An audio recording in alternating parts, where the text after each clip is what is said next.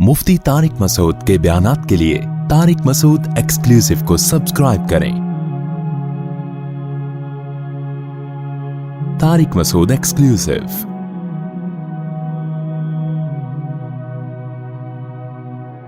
इसके बाद अल्लाह ताला ने रिश्तेदारों का हक बयान किया सूरह बनी इसराइल में। वआति ज़ल कुर्बा, बड़ी अहम आयत है। फरमाई, देखो रिश्तेदार का लफ्ज नहीं इस्तेमाल किया, कुर्बा, जो जितना करीब है तुम्हारे। और ये एक टर्म है, इस्तिलाह है, यानी ब्लड के लिहाज से तुम्हारे जितना करीब है उसको उसका हक दो। तो इसमें बता दिया कि उसके हक की इल्लत क्या है, उसका कुर्बत वाला होना। तो जितना करीब है उतना हक उसका ज्यादा, यानी उसके साथ हुस्ने सुलूक का हुक्म उतना ज्यादा। तो यहां कराबत से मुराद क्या है? गोश पोश में, आई बात समझ में, ब्लड में। तो ब्लड में सबसे पहले तो वालदैन है, उनका तो बता दिया। ब्लड रिलेशन में वालदैन के बाद सबसे पहले कौन आता है? भाई और बहनें। बाप दादा जो है ना, दादी और नानी, ये सब माँ बाप ही के हुक्म में है। जो अहकाम वालदैन के हैं 100% वो वालदैन दादा दादी के भी हैं, उनमें और वालदैन में कोई फर्क नहीं रखा शरीयत ने, वही हकाम है। अलबत्ता विरासत में बस फर्क रखा है। तो दूसरा कौन है सबसे पहले रिश्तेदारों में? भाई और बहनें। अच्छा, ये लोग कहते हैं बहन भाई, अम्मी अब्बू। कुरान का जो तर्ज है ना, वो हमेशा मर्द को पहले जिक्र करता है कुरान, और औरत को बाद में। वालिद, बाप को कहते हैं, वालिदैन, तो अल्लाह ने लफ्ज बाप को दुगना करके मां को उसके तहत जिम्नन दाखिल कर दिया। कुरान में जहां भी हम देखते हैं ना, मर्द का जिक्र हमेशा पहले है, कहीं कहीं औरत का पहले, उसमें कोई खास हिकमत है। तो इसलिए सही टर्म क्या है? भाई और बहन। लेकिन अगर जबान पे चढ़ा हुआ है भाई, तो इतनी कोई परेशान होने की जरूरत, पहले कम मसाइल कम है, ठीक है ना। वो कहेंगे यार एक नई मुसीबत में डाल दिया। अब वो माँ बाप बोल दिया तो इस्तिगफार कर रहा है 2 रकत पढ़ के, मुफ्ती साहब ने माँ बाप बोलने से। ये अल्फाज हैं, कोई बोल ले तो ठीक है, नहीं तो चलता है सब। तो माँ बाप के बजाय क्या बोलना चाहिए? बाप माँ। मुश्किल है, इसलिए कह रहा हूँ कि टेंशन लेने की नहीं। बहन भाइयों में क्या बोलो? भाई और बहन। खवातीन और हजरात में हजरात और खवातीन। कुरान का इस तरह ऐसा ही है कि कुरान हमेशा मर्द का पहले जिक्र करता है, औरत का बाद में। ये जो है ना लेडीज फर्स्ट, इस्लाम में ऐसा नहीं है। इस्लाम में क्या है? मर्द सुपीरियर है, कव्वामून अलन निसा। हाँ, औरत चूंकि कमजोर है, कमजोरी की वजह से उसको तरजीह देना, ये इस्लाम कहता है। जैसे बस में एक खातून को एक सीट है, खातून खड़ी हुई, आप बैठे हुए हैं, तो ये बेशर्मी की बात है। आप किसको सीट दे दें? खातून को, इसलिए कि वो कमजोर है। आप आदमी हो, आप खड़े होकर लंबा सफर कर लोगे। उसके लिए खड़े होकर सफर करना एक तो मुश्किल भी है और हया के भी खिलाफ है। इसलिए इस बेस पर लेडीज फर्स्ट अगर कोई करता है कि पहले पहले आप, ठीक है ना। वो सुना है लतीफा पहले आप वाला? सुना दो? चलो रहने दो यार, वो थोड़ा फ्रेश हो जाएंगे, मौजू से ताल्लुक नहीं है, लेकिन सुना देता हूँ, फिर मैं जल्दी से इस बात को मुकम्मल करता हूँ। वो डॉक्टरों ने ना एक गोली ईजाद की। उस गोली का तजर्बा ये था कि जो भी खाएगा, जो खातून जो प्रेगनेंसी में खाएंगी, तो बच्चा बाअदब पैदा होगा। बच्चा कैसा पैदा होगा? बात। तो एक खातून को खिलाया, बच्चा जब पैदा हुआ तो पैदा होते कह रहे आदाब आदाब। साइंसदान बड़े खुश हुए कि यार ये बड़ा जबरदस्त तजर्बा रहा। तो अगली खातून को बहुत सारी गोलियां इकट्ठी खिला दी। यार एक गोली पे इतने आदाब, तो वो तो मिर्जा गालिब पैदा होगा। सही है ना। जब वो कई गोलियां खिला दी, तो अब क्या हुआ कि विलादत ही नहीं हो रही। बड़ा मसला हो गया, हफ्तों के हफ्तों गुजर गए। अल्ट्रासाउंड से पता चला एक बच्चा दूसरे से कह रहे पहले आप, वो कह रहे पहले आप, पहले आप कह रहे, जुड़वा बच्चे थे, सब एक दूसरे कह रहे पहले आप। ठीक है। तो इतना अदब भी सेहत के लिए ठीक नहीं है। खैर, तो अल्लाह ताला ने कराबतदारों का तस्करा किया। तो कराबतदार में सबसे पहले कौन है? भाई और बहन। आजकल दूर दूर के रिश्तेदारों को बहुत पूछा जाता है, भाई बहनों को लिफ्ट नहीं कराई। तो भाई बहनों को के अदब क्या है, वो तो बड़ा लंबा टॉपिक है। एक मुख्तसर आपको बता दूं, जो 100 सुनार की और एक लोहार की। भाई बहुत सारे हकाम है ना, वो तो गल वेले दी थे फल मौसम दा कह लो, या 100 सुनार की एक लोहार की। वो क्या है कि भाई बहनों को ना लिफाफे में पैसे डाल के गिफ्ट दे दिया करो, बस माजरत के साथ। इससे जितनी रिश्तेदारी मजबूत होती है किसी और चीज से یہ سمت بانڈ ہے. ایسے ٹوٹی ہوئی رشتے داری کو لفافہ چپکے سے چھپڑ میں یہ لو بھائی, 5 روپے 10 روپے نہیں, ذرا تگڑی رقم بتائے بغیر, کسی کو پتہ ہی نہ چلے کسی کو, ادھر آ یہ لو بھائی ہدیہ. تہادوا تحابوا, آپ صلی اللہ علیہ وسلم نے فرمایا ایک دوسرے کو ہدایہ دیا کرو, اس سے آپس میں محبت بڑھتی ہے. تو ہدیہ ایسی چیز جس سے وہ خوش ہو جائے, اور جتنا انسان روکڑے سے خوش ہوتا ہے نا, اتنا کسی اور چیز سے خوش نہیں. حقیقت ہے. دیکھو پولیس والے کتنا تنگ کر رہے ہوں, کس قدر مصیبت میں, آپ ان کو دعائیں دو, یار آپ بہت اچھے ہو, خوش ہوں گے تھوڑا سا, خوش ہوں گے لیکن تھوڑا سا. اور کچھ آپ نے ان کو کیا کیا کہ جو ہے نا وہ کوئی کارڈ اپنا نکال کے دے دیا کہ میں ڈاکٹر ہوں, آپ کبھی آئیں تو علاج کرنا ہو, خوش ہوں گے مگر تھوڑا سا. آپ نے 500 روپے کا نوٹ پکڑا دیا, السلام علیکم کہتے ہیں کہ نہیں کہتے؟ جب بھی گزرو گے کبھی بھی آپ کو نہیں چھیڑیں گے, ہمیشہ کے لیے, چاہے اب آپ بم لے کے گزر جاؤ وہاں سے, صحیح ہے نا, آپ توپیں لے کے, توپ میں بیٹھ کے نا, ٹینک میں بیٹھ کے گزر جاؤ, ان کو یاد رہتا ہے کہ اس نے مجھے کیا دیا تھا, 500 روپے دیے تھے. حقیقت بتا رہا ہوں آپ کو, توپیں راکٹ میں بیٹھ کے گزر جاؤ, آپ کو پولیس والا کچھ نہیں کہے گا. روکھڑے میں اللہ نے اتنی طاقت رکھی ہے, تبھی تو قرآن بار بار کہہ رہا ہے کہ اللہ کی راہ میں خرچ کرو, خرچ کرو. ہدیے بھی ٹھیک ہیں, گفٹ بھی صحیح ہے, جیسے کوئی باہر سے آتا ہے کچھ چیزیں لے آیا, کھجوریں لے آئے, زمزم لے آئے, وہ بھی ٹھیک ہے. لیکن جتنی طاقت اللہ نے روکھڑے میں رکھی ہے, اتنی طاقت اللہ نے, جتنی یعنی یوں بھی کہہ سکتے ہیں سکہ رائج الوقت میں اللہ نے جو طاقت رکھی ہے, وہ طاقت اللہ نے کسی اور چیز میں نہیں رکھی. دیکھو نبی صلی اللہ علیہ وسلم نے ارشاد فرمایا, رشتہ داری توڑنے والا جنت میں نہیں جائے گا. اب رشتہ داری جوڑنے میں بہت ٹائم لگتا ہے, ہر ایک سے اخلاق سے بات کرو, تمیز سے بات کرو, وہ ظلم کر رہا ہے آپ اس کے ساتھ اچھا سلوک کرو. آج کل اتنا اسٹیمنا لوگوں میں نہیں ہے, اینٹ کا جواب پتھر سے دیتے ہیں کیونکہ برداشت ختم ہو گئی نا. اس لیے میری نظر میں سب سے بہترین طریقہ ہے, جو مرضی جیسا مرضی سلوک کر لو اس کے ساتھ, پیسے پکڑا دیا کرو, روزانہ پکڑ کے پیٹو گے بھی نا اس کو, پھر بھی کچھ نہیں کہے گا. آئی بات سمجھ میں؟ ایسی چیز ہے, کیونکہ پیسوں سے انسان کی حاجتیں پوری ہوتی ہیں. جب دیکھیں نا پیسے اتنے ہوں, دیکھو سمت بانڈ آپ نے اتنا سا تیلی سے یوں کر کے لگایا تو تھوڑی جڑے گا. تو جتنا زیادہ برتن ٹوٹا ہوا ہے, سمت بانڈ اتنا ہی زیادہ لگانا پڑے گا. سمت بانڈ بولنا چاہیے. تو جتنا زیادہ برتن ٹوٹا ہوا ہے, سمت بانڈ اتنا ہی, تھوڑی سی خراش آئی ہے تو ذرا سا ایلفی کا ایک قطرہ ٹپکا دو, کافی ہے. تو ایسے ہی رشتہ داری تھوڑی سی ٹوٹی ہوئی تو 5 روپے میں کام چل جائے گا. ایک دن ویسے ہی سلام کرنا بھول گئے تھے بھائی صاحب کو, گزر رہے تھے, اب بھائی کو سلام نہیں کیا آپ نے, وہ اس کو غصہ آ گیا, یار یہ تمیز نہیں ہے اس کو, تو کبھی 50-100 روپے میں بھی کام چل جائے گا, ٹھیک ہے نا. لیکن زیادہ ٹوٹی ہوئی ہے, جیسے کہ آج کل ہوتا ہے, سب ایک دوسرے سے منہ موڑ کے بیٹھے ہوئے ہیں. اور رشتہ داری جوڑنے میں سب سے بڑی مصیبت یہ ہے کہ ہم میں سے ہر شخص یہ کہتا ہے کہ اس نے میرے ساتھ کیا کیا جو میں اس کے ساتھ اچھا سلوک کروں. یہ بہت بڑی ایک, اس کو مہذب لفظ تو نہیں ہے لیکن حقیقت ہے کہ اس کو خناس کہہ سکتے ہو آپ. یہ دماغ میں کیا ہے, خناس. یہ مطلب ہی نہیں ہے رشتہ داری جوڑنے کا. اکثر میں نے دیکھا ہے کہ لوگ کہتے ہیں یار وہ ان کا جو ہے نا میرے ساتھ تو وہ مجھے اس موقع پہ بھی نہیں پوچھا, مجھے ضرورت تھی پیسوں کی, اس موقع پہ بھی نہیں خیال کیا, میرے بھائی نے بھی نہیں کیا, بہن نے بھی نہیں کیا, یہ بھی نہیں, ہر وقت مجھے طنز کرتے ہیں, تانے کرتے ہیں.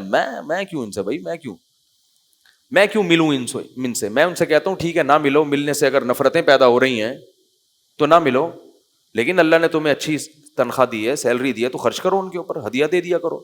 اور اگر بعض لوگوں کو نا پیسے لیتے ہوئے شرم آتی ہے, پیسے دو تو وہ اپنی بے عزتی محسوس کرتے ہیں, حالانکہ اس میں بے عزتی کی بات ہے نہیں, تو پھر ان کو کچھ چیز گفٹ, بھائی ان کو کوئی چیز دے دیا آپ نے, بھائی بہنوں کو کوئی اچھا سا موبائل لے کے دے دیا, کوئی جناب ڈبہ پیک, ابھی عید آ رہی ہے, دے دو لے کے اپنے بھائی یا بہن کو, اور جناب اس کو پیکج کرا دو, کیا خیال ہے؟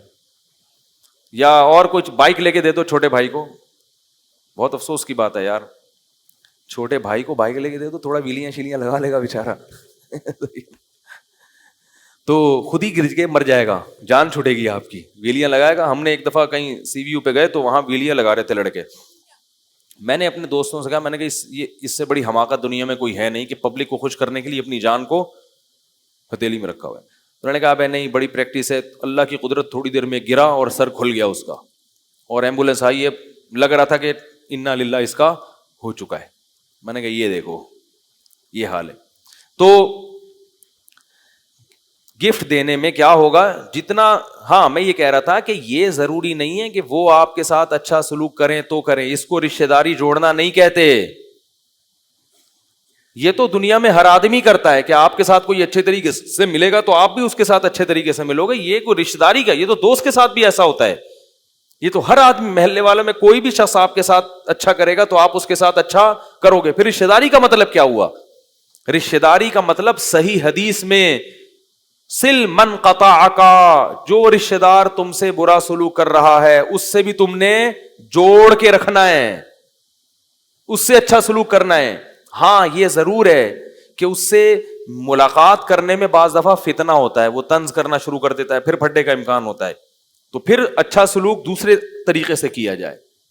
وہ دوسرا طریقہ میرے ذہن میں کیا ہے اور احادیث سے بھی ثابت ہے, اس کو موقع پر ہدیہ دے دیا جائے. کوئی بیمار ہے تو عیادت کر لی جائے, وہ بیمار ہو گیا تو بولو بھائی ٹھیک ہے جو مرضی آپ کا سلوک اچھا, لیکن ہم تو عیادت کریں گے, ہم تو خیریت معلوم کریں گے, کسی چیز کی ضرورت ہوگی, دوا چاہیے, پیسے چاہیے, کوئی اچھا ڈاکٹر چاہیے, جو مدد ہم آپ کی کر سکتے ہیں آپ کے ساتھ کریں گے. تو یہ بہت ضروری ہے میرے بھائی. آپ بھائی بہنوں کو چھوڑ کر, چند دن پہلے میرے پاس کسی کا فون آیا کہ میری بہن ایک نفسیاتی پاگل ہے, اور وہ صاحب شاید میرا بیان سن بھی رہے ہیں, وہ کہنے لگے کہ مجھے خودکشی کے خیالات آتے ہیں, بہن ایسی پاگل ہے, ہمارے لیے اس کو سنبھالنا مشکل ہو گیا. سگی بہن ہے, چیختی ہے جب دورے پڑتے ہیں. تو میں نے کہا بھائی نفسیاتی ڈاکٹر کو دکھاؤ. کہہ رہے ہیں ڈاکٹر کو دکھاتے ہیں, جب تک گولیاں کھاتی ہے صحیح, جیسے ہی گولی کا اثر ختم ہوا پھر یہی. تو میں کیا کروں, کہاں جا کے سر ماروں, ایسے اس کی کنڈیشن, والد بھی نہیں ہے, بھائی پہ ساری ذمہ داری. میں نے اس سے کہا دیکھو میرے بھائی یہ بہن ہے, خونی رشتہ ہے, اس کو آپ چھوڑ کر نہیں جا سکتے, صبر کرو صبر کرو صبر کرو. میں نے کہا تمہیں کوئی زیادہ عبادت کی ضرورت ہی نہیں ہے, اس بہن کو پالنے پہ ہی اللہ تمہارے سارے گناہ بھی معاف کرے گا, اور تمہیں ایسے ایسے مقامات تک پہنچائے گا جہاں تک بڑے بڑے بزرگ اور اولیاء اللہ نہیں پہنچ سکے تھے. دیکھو یعقوب علیہ السلام سے اللہ نے بیٹے چھینے, کیوں؟ یعقوب علیہ السلام پیغمبر تو تھے مگر اللہ ان کو بہت اونچے پیغمبروں میں لے جانا چاہتے تھے. قرآن میں سارے پیغمبروں کا نام ذکر نہیں ہے, یعقوب علیہ السلام کا نام بہت جگہوں پر ہے. تو اللہ بہت اونچے مقام تک لے جانے کے لیے بھی کسی کو آزمائشوں میں ڈال دیتے ہیں. تو میں نے کہا بھائی صبر کرو, اور کوئی حل نہیں ہے. ہم انگریز نہیں ہیں کہ کچھ بھی ہو رشتہ دار کو فوراً. میں نے کہا علاج کے لیے تو چلو ٹھیک ہے, کسی سینٹر میں جمع, نفسیاتی ہاسپٹل میں جمع کرایا جا سکتا ہے, وہ تو ہوتا ہے, وہ لوگ قابو کرتے ہیں, کچھ ایسے علاج کرتے ہیں. لیکن مستقل بنیادوں پہ اس کو چھوڑ کے بھول جانا کہ بس, بعض لوگ مار بھی دیتے ہیں. ایک بدبخت کو میں نے دیکھا یہاں نیو کراچی میں, دوپہر گرمی میں ایک شخص دھوپ میں نیچے لیٹا ہوا ہے زمین پہ, اس کے ہاتھ پاؤں مفلوج ہیں, وہ نہ چل سکتا ہے نہ کسی چیز کو پکڑ سکتا ہے, زمین پہ لیٹا ہوا ہے نا, کیونکہ نہ وہ بیٹھ سکتا ہے, اس کی کمر بھی چھوٹی تھی, کبڑی تھی, بیمار تھا. بیمار کا مطلب یعنی معذور, ویسے بیمار نہیں ہے, داڑھی ہے, اس کے سر پہ ٹوپی ہے, دھوپ میں سڑک پہ بیٹھا ہوا ہے. بیٹھا ہوا کیا, لیٹا ہوا ہے. لوگ اس کے پاس پیسے ڈال ڈال کے جا رہے ہیں. میں نے تفتیش کی, پتا چلا کہ اس کا بڑا بھائی اس کے ذریعے پیسے کما رہا ہے. یہ معذور پیدا ہو گیا گھر میں ایک بھائی, تو اس کو داڑھی بھی رکھوائی تاکہ چہرے سے نورانی لگے, اور سر پہ ٹوپی پہنائی.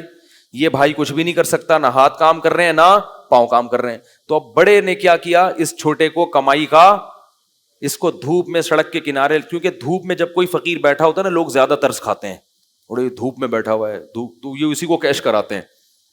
کس قدر عذاب میں ڈالا ہوا ہے اپنے بھائی کو. اللہ کے بندے, تو اس کے ذریعے جنت کما سکتا تھا, اور تو اپنی ساری نیکیاں برباد کر رہا ہے. کتنا بڑا عذاب ہے, اس سے بڑا بھی کوئی کبیرہ گناہ ہوگا. خونی رشتہ, سگا بھائی, جس کی کفالت کا تمہیں حکم تھا, شریعت کہے تم اس کو کما کے کھلاؤ. ایک پیٹ نے دونوں کو جنا ہے, اور ایک چھاتی سے دونوں نے, کتنا قریبی رشتہ ہوتا ہے. ایک ہی چھاتی سے دونوں کو دودھ پلایا, اور ایک ہی پیٹ نے دونوں کو جنا.